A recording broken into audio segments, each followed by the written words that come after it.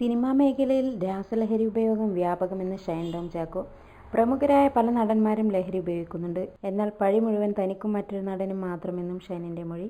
പരിശോധനകൾ ശക്തമായതോടെ കഴിഞ്ഞൊരു മാസമായി സിനിമാ സെറ്റുകളിൽ ലഹരി കിട്ടാൻ ബുദ്ധിമുട്ടുണ്ടെന്നും ഷൈൻ പോലീസിന് മൊഴി നൽകി. ഷൈനിന്റെ ഫോൺ ഇന്നലെ പരിശോധിച്ച് കസ്റ്റഡിയിൽ എടുത്തിരുന്നു. ഫോണും ശരീരസ്രവ സാമ്പിളുകളും തിങ്കളാഴ്ച കോടതിയിൽ ഹാജരാക്കും. കോടതിയിൽ നിന്ന് തിരുവനന്തപുരം ഫോറൻസിക് സയൻസ് ലബോറട്ടറിയിലേക്ക് അയക്കും. ദുരൂഹമായ പണമിടപാടുകൾ കണ്ടെത്തിയിട്ടുണ്ട്. ഷൈൻ ടോമിന്റെ അക്കൗണ്ടിലെ ചില ഇടപാടുകൾ ദുരൂഹമെന്ന സംശയത്തിൽ പോലീസ്. 2000 രൂപയ്ക്കും 5000 രൂപയ്ക്കിടയിൽ വ്യക്തികൾക്ക് കൈമാറിയ ഇടപാടുകളിലാണ് സംശയം. സമീപകാലത്ത് ഇത്തരത്തിൽ നടന്ന 14 പണമിടപാടുകളെക്കുറിച്ച് വിശദമായ പരിശോധന നടത്തും. ഈ ഇടപാടുകൾ ലഹരിക്കു വേണ്ടിയുള്ള പണം കൈമാറ്റമായിരുന്നോ എന്നാണ് സംശയം. താൻ പലർക്കും കടം കൊടുത്ത പണമാണിതെന്നാണ് ഷൈനിന്റെ വിശദീകരണം. ഷൈൻ ടോം ചാക്കോ വിഷയത്തിൽ നാളെ ഫിലിം ചേംബർ കൊച്ചിയിൽ യോഗം ചേരും. വിവാദങ്ങളുടെ പശ്ചാത്തലത്തിൽ ഷൈനിനെ സിനിമകളിൽ നിന്ന് മാറ്റി നിർത്താൻ സിനിമാ സംഘടനകളോട് ചേംബർ ശുപാർശ ചെയ്തേക്കും.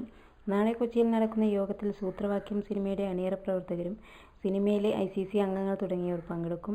വിൻസിയെയും ഷൈൻ ടോം ചാക്കോയെയും കേട്ട ശേഷമായിരിക്കും നടപടി. താരസംഘടന അമ്മയും ഷൈൻ ടോം ചാക്കോയിൽ നിന്ന് വിശദീകരണം തേടിയിട്ടുണ്ട്. നാളേക്കുള്ളിൽ വിശദീകരണം നൽകാനാണ് നിർദ്ദേശം.